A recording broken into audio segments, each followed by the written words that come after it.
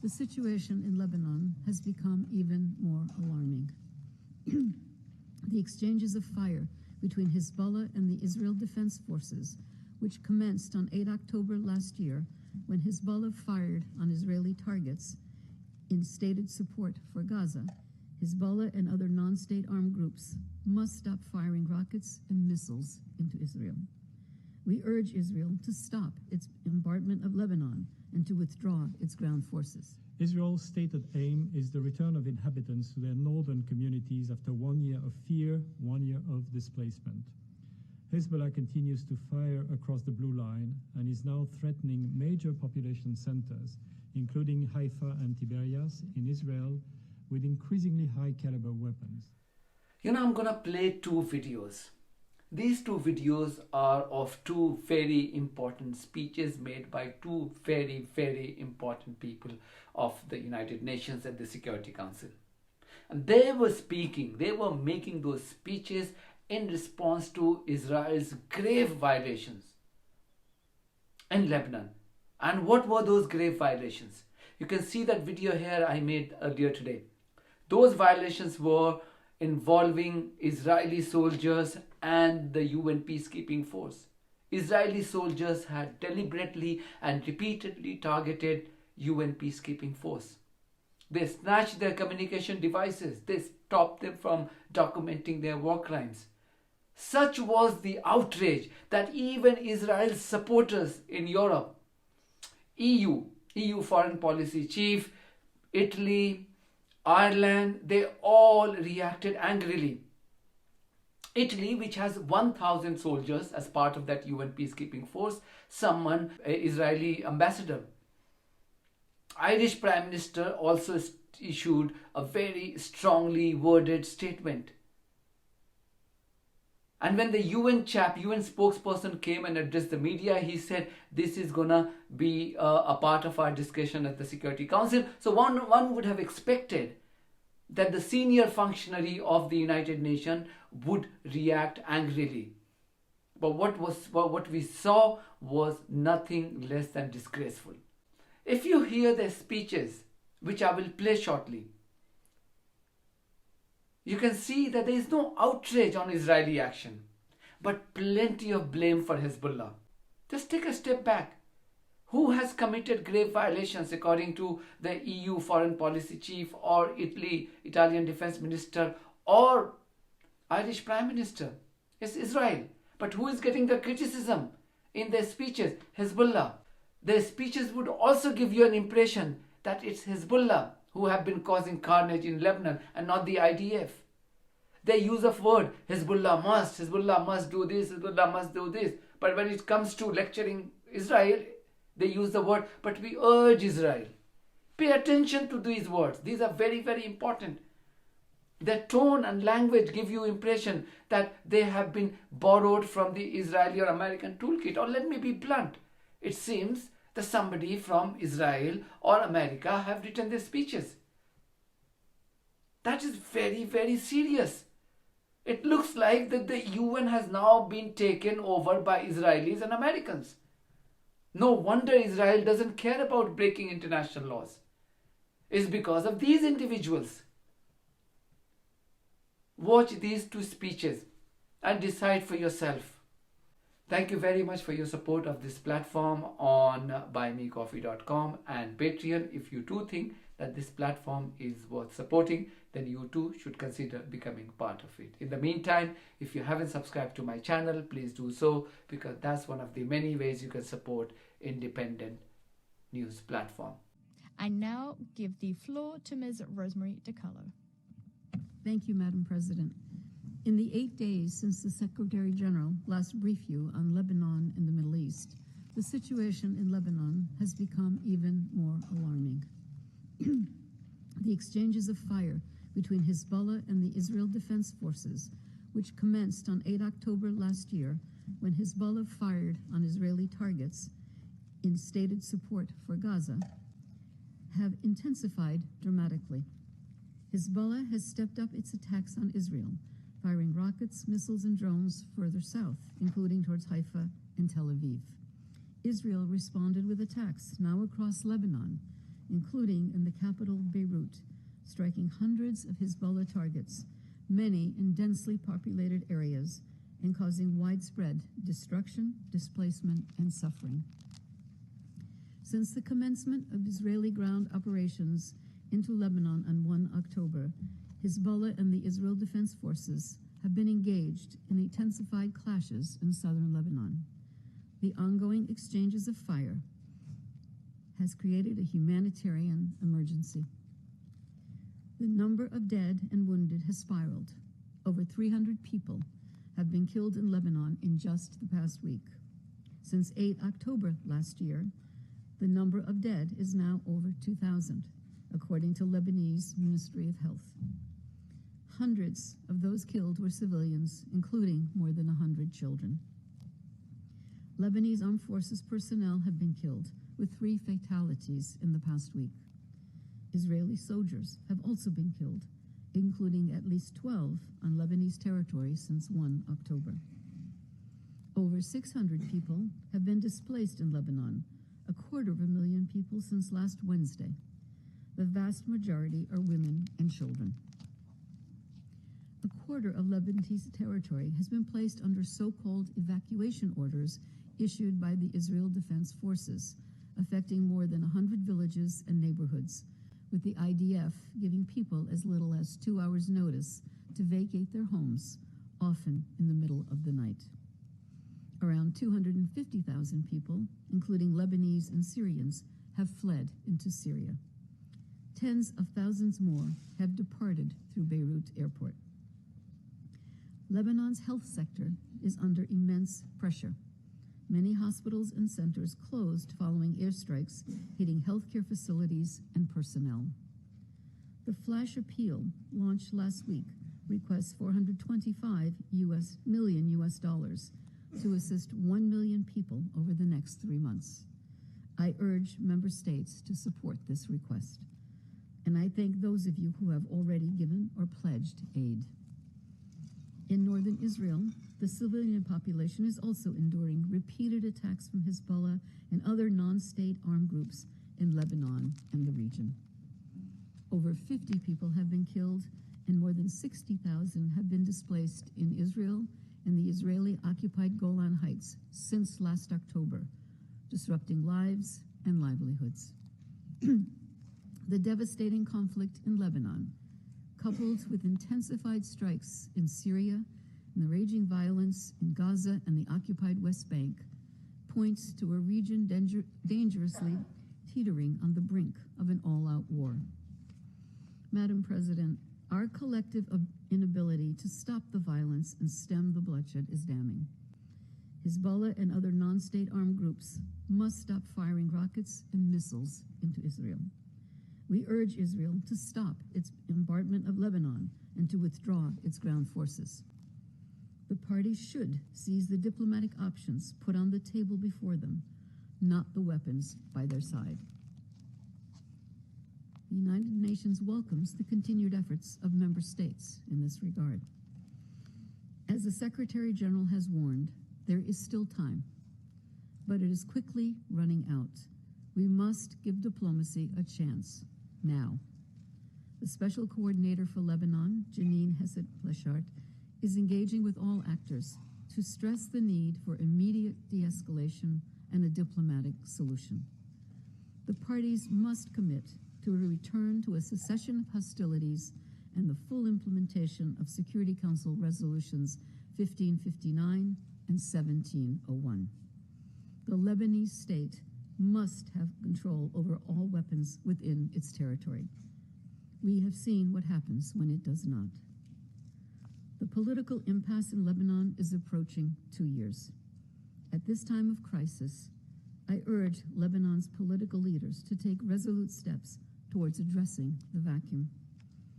The state sovereignty and territorial integrity of both Lebanon and Israel must be respected.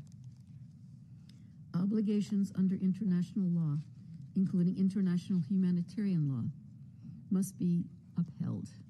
In this regard, distinction must be made between civilians and fighters, and between civilian infrastructure and military objectives.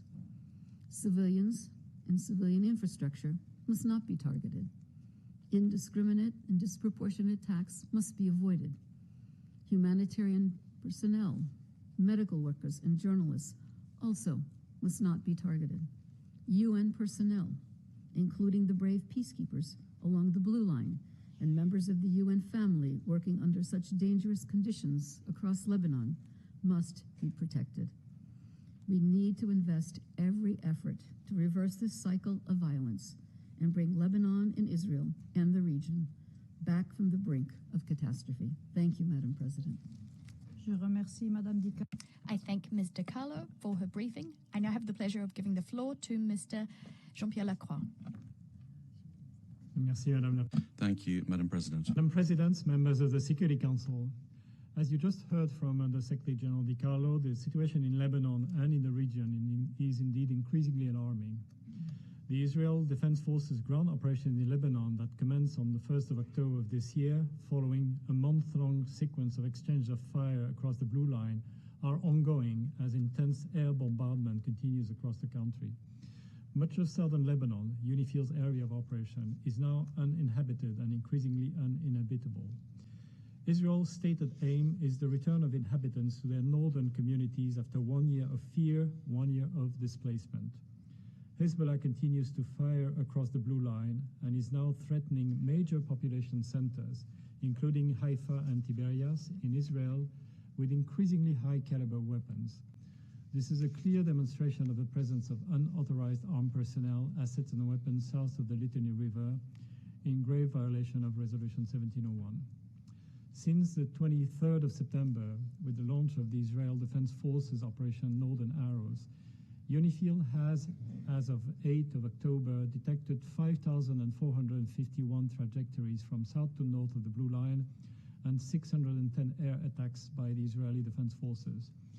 In this same period, UNIFIL has detected 1,385 trajectories from north to south. Notably, each trajectory may represent multiple projectiles, and UNIFIL cannot detect some projectiles, such as those fired by portable anti-tank launchers or light weapons. Since the 1st of October, there has been fierce clashes on the ground with at least 12 Israeli soldiers and scores of Hezbollah combatants reportedly killed.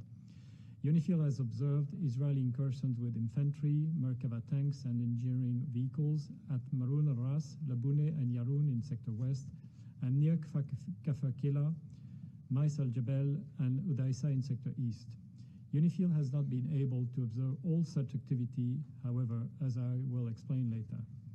This situation has put our peacekeepers at serious risk. Clashes in the Labune/Nakura area since the 8th of October have involved tank and small arms fire, airstrikes, Iron Dome interceptions, and multiple explosions. 2 peacekeepers were wounded when earlier today a UN post, OP-14, in UNIFIL's headquarters in Nakura was hit by tank fire. Close by, also early this morning, IDF soldiers fired on the UN position, UNP-131, from an opening in the fence made by the IDF the previous day during adjacent groundworks. Several vehicles and a communication system were damaged. Just yesterday, Israeli forces fired at cameras at the same UN position, and small arms fire hit another UN position, also near Labune, damaging lightning and a radio relay station. Until a year ago, the latter position served as a venue for UNIFIL's tripartite meetings. The UNIFIL force commander and head of mission has strongly protested these actions to the IDF. Shortly before commencing their ground operation, the Israeli Defense Forces had urged that UNIFIL peacekeepers vacate UN position within 5 kilometers of the Blue Line, stating that this was for their safety and security.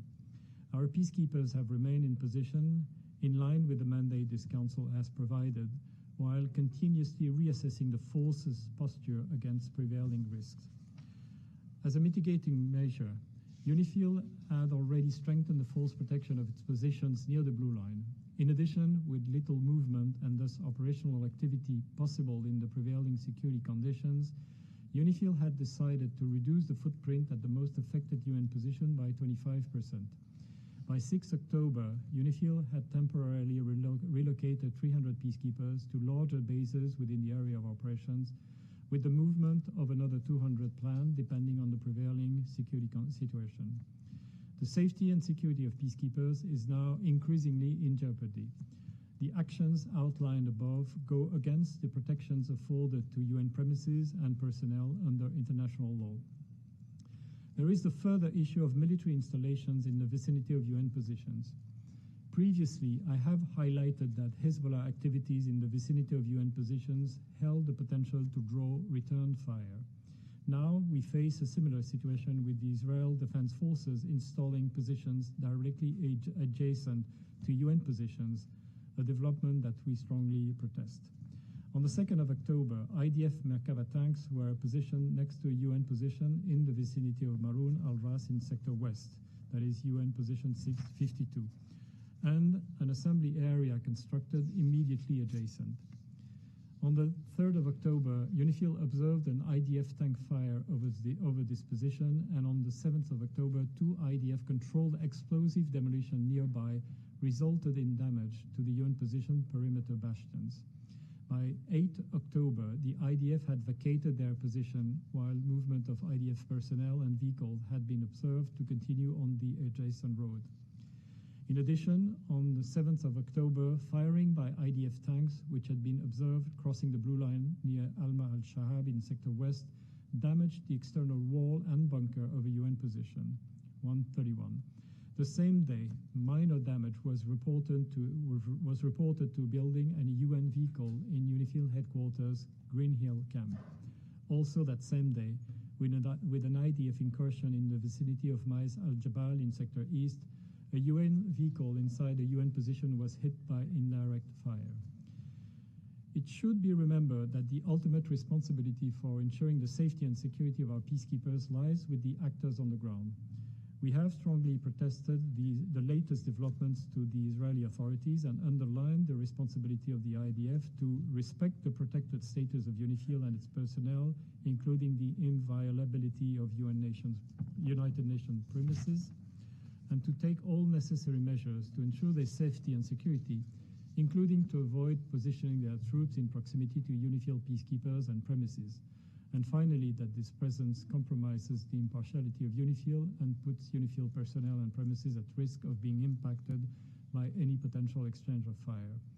Needless to say that these obligations apply to all actors on the ground. UNIFIL operational activities have virtually come to a halt since 23rd of September.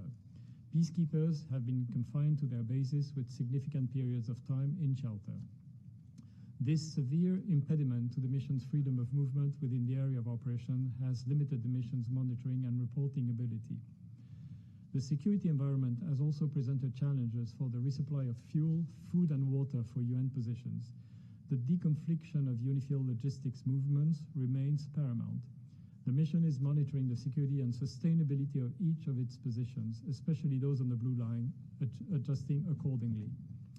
The security situation has impacted our civilian personnel as well, with almost all international civilian personnel relocated to Beirut or out of the country.